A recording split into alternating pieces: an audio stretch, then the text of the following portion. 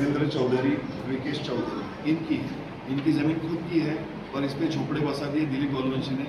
कुछ गरीब परिवारों को वहाँ पे अपने पर्सनल वोटिंग बैंक के चक्कर में उनको वहाँ पे बसा दिया। और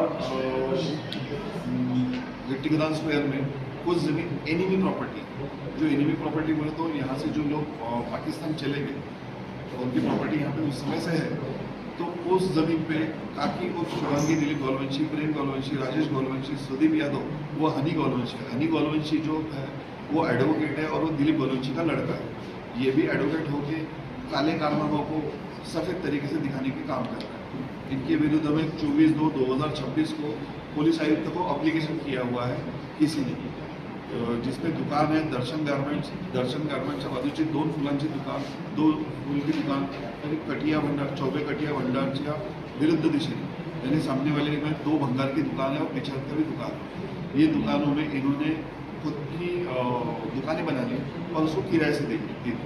सालों से ये लोग वहाँ का किराया खा रहे हैं, जबकि ये प्रॉपर्टी जो है गवर्नमेंट की है। और उनके साथ साथ में कुछ लोग हैं जो सामने नहीं आते इन से दिलीप गोलवंशी के वो खुद के नाम से एग्रीमेंट करते हैं और वो जो ज़मीन है फिर डिस्प्यूट पैदा करके दिलीप गोलवंशी को बेची जाती है या दिलीप गोलवंशी उनको हथिया लेता है, जिसमें से नाम है राजेश लांजेवार, राजू देवगड़े, बबली तिवारी, हेमंत माहुरे, पेट्रोल पंप वाला, अंथोनी, ईश्वर सुपरेटकर, मोहन दुर्बे, सुजीत यादव, जो दिलीप गोलवंशी का साला है।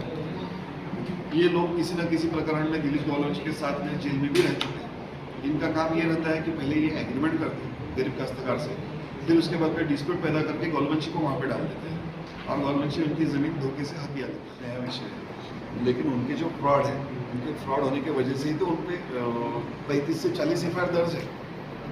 अभी जो इनके बाजू में ही जो वाड़वे कुटुंबीय रहते हैं, तो इनकी आदिवासी की ज़मीन, तो आदिवासी की ज़मीन बेचने के लिए भी गवर्नमेंट की परमिशन लगती है या एग्रीमेंट करने के लिए भी, तो ये कुछ परमिशन न लेते हुए भी उन्होंने प्रेम गोलवंशी और दिलीप गोलवंशी ने उनकी ज़मीन पे खुद पोजीशन डाल दी है और उनको कोर्ट में न जाने के लिए या पुलिस स्टेशन में कंप्लेंट न डालने के लिए फिर इनसे क्यों डरे हो, फिर इनको जातिवाचक गालियाँ क्यों दी उनकी ज़मीन पे। आज जैसे FIR की प्रोसीजर शुरू है तो आज डर के क्यों। आज के प्रेस कॉन्फ्रेंस में मेरी तो यही मांग है, जो दिलीप गोलवंशी ने पिछले कुछ दिन पहले 7 या 8-9 तारीख को फोटो में बोला, वीडियो में बोला था कि अगर नेताजी कोऑपरेटिव हाउसिंग सोसाइटी करके मेरी एक भी सिलेंडर दिखा दो, मैं ज़मीन ऐसे ही दे दूँ। उन्होंने अपने वादे पे रहना चाहिए, मैं वो दिखाने के लिए रेडी, वो भी सर्टिफाइड कॉपी। दूसरी बात कि आज भी उनके पास में समय है, जो गलती हो गई, सरेंडर हो जाओ और लोगों की ज़मीनें वापस कर दो। कितनी रजिस्ट्री होंगी ऐसी नेताजी कोऑपरेटिव की? 30 से निकाली है, लेकिन हमारा अनुमान जो है कम से कम 1.5 है कि जब 2017 में गोलवंशी का मामला उठा था और मको का लगा था जिस वक्त, तो क्या इन मामलों पे उस वक्त भी चौकसी हुई या नहीं हुई?